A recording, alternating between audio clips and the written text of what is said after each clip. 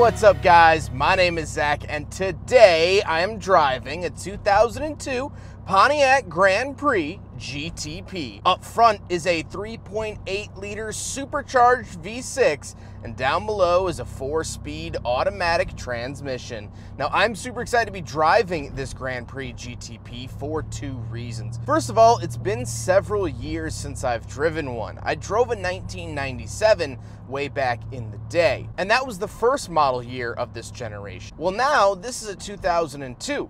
One of the last years of this generation. And so I'm excited to sort of compare and contrast those yearly changes, but also this one is making a little bit overstock. And so we'll talk about that here in a second. But if you would like to share your vehicle with me, you can head on over to my website, zackpradel.com/submit. It's a quick and easy submission form, takes under a minute to fill out, and I come out to you. But let's get back to that 3.8-liter supercharged V6.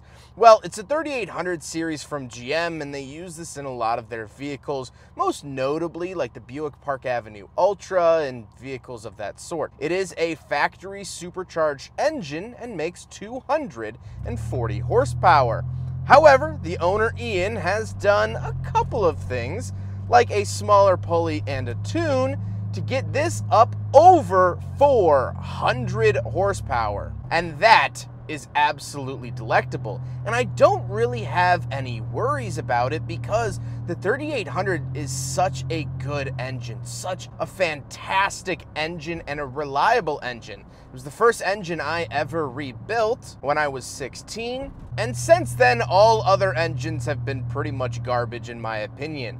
It's simple, it's reliable, and it just friggin' works. Not to mention, I've driven vehicles that have been supercharged with the 3800 that go over 300,000 miles without any major maintenance. So if that doesn't tell you anything, you might just not be listening. Now, like I said, paired to it is a 4-speed automatic transmission, and this car does have an upgraded re-geared transmission. So before the owner did all the modifications, the transmission was slipping a little bit. It was owned by an older lady who didn't really take care of it, and that is going to be the weak point of these cars. These transmissions aren't fantastic.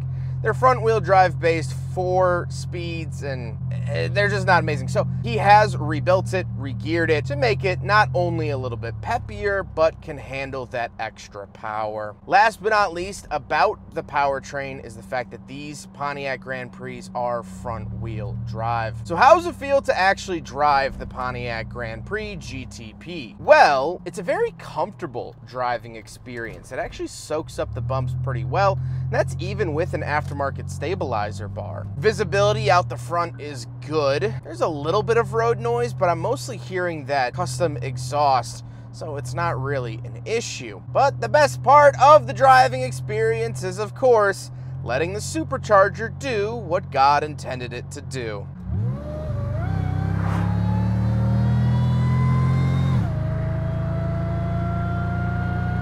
Whine and whine and whine. Now, of course, that smaller pulley does help out with that, but it definitely is just, it's a lot of fun. I mean, how can it not be? So with that stuff out of the way, let's talk about the interior. Well, in front of me, I have 4 gauges. Off to the left is my fuel, then I have my tachometer and speedometer, and off to the right is my coolant temperature in a very simple GM sort of style. On the steering wheel, on the left, I have my Seek preset AM and FM buttons, and off to the right, I have my volume, play, and mute.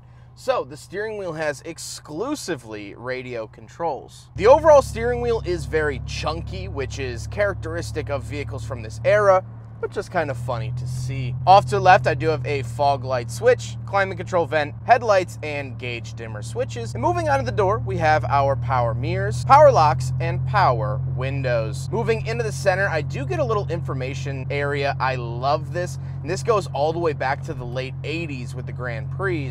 And so I can see my average fuel economy, traction control, low traction mode, all these really great sort of space-agey, gimmicky displays. Also something similar that what you would see in a similar year Chevy Corvette. So very, very cool, and one of my favorite parts of the Pontiac Grand Prix. Then we have 3 symmetrical climate control vents, an aftermarket radio because most radios from this era are pretty garbage, and then we have our climate controls. So I do get dual zone. I always praise GM for having dual zone really early in their cars. And that's true here in the 02 Grand Prix GTP. Then I do have a little pop-out ashtray, a big cubby up front, and then 1 heated seat. So only the driver gets a heated seat. Very rarely do you find a single heated seat where the passenger doesn't get one. Very strange. Then we do have the shifter. It's big, it's bulky, it's chunky, but boy is it fun to grab, much like myself. And then we do have pop-out cup holders. So we will do a big freaking bottle test here in the 2002 Pontiac Grand Prix GTP. And unfortunately it fails. Pop-out cup holders have a very low pass rate. And so I expected it, but still, you gotta test it. Then we do get a center console, and we'll talk about the seats. The seats are very cushiony. They're very relaxing and very comfortable. Something that I've come to know and love from GMs of this era, and the GTP definitely delivers that.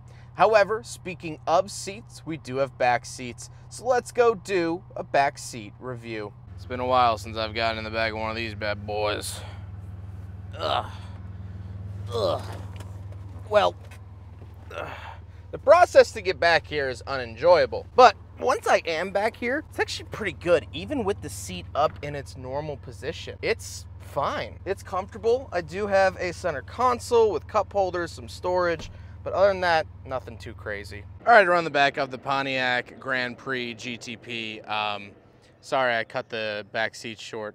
There was a cop that pulled in and was just staring at me, and I got all nervy. I got nervous, but it's fine now. Anyway, around the back of the Pontiac Grand Prix, and this is the era of a single key from GM. Now, the late 90s, early 2000s is when they really transitioned over from 2 keys to 1 single key that does it all. So pretty cool there. Pop it open, and we do have a pretty decent, not pretty decent, very decent sized trunk here in the back of the Grand Prix. Absolutely love that about that. I don't get anything crazy or special or unique, but it is a very big trunk for a coupe. American coupes used to do this so well. What has happened to our country? Now we gotta talk about the looks, and this has never been my favorite part of the Grand Prix from this era. I think they're a little blobby. I think they're a little mushy. The headlights are a little bit too small for my taste. However, you could definitely file this under macaroni styling, where I do have a warm sense of nostalgia whenever I see them. So even though they are blobby and mushy and not good for you, it's a comfort food, much like macaroni and cheese. However, that sort of ties into my final thoughts. What do I think driving a 2002 Pontiac Grand Prix GTP, and why did I title this video A Humble Hometown Hero? Well, the communication major in me loves alliteration, so when I figured out that title, I was like, yeah, but there's a lot more meaning to it. This car is quick. It's a fun, engaging car, but it doesn't seem to be brought up in many enthusiast conversations. It seems to get forgotten about most of the time. And I was really curious why. It's such a solid platform. The 3800 is so easily modifiable to make good, reliable power. It seems like a no-brainer on paper. So what is it? Well, I compare this car to being a hometown hero. This car feels very accessible. I've been offered several of them over my career. I've driven several Grand Prix over my career. And so I first think it starts off with Pontiac. I've never driven a Pontiac and felt like I wasn't getting my money's worth. They've always been great value cars, at least when they still were a company and existed. This car is very plush and very comfortable. It's reliable, and it's more affordable than a Buick. It's more affordable than a Cadillac of the same era. So it's a good value. But I think another point is that everyone knows someone that had one of these. Maybe not a GTP, maybe your Uncle Buck wasn't rolling around in a supercharged coupe, but everyone knows someone in America that had a Pontiac or a Grand Prix. My neighbors for the longest time had a Grand Prix.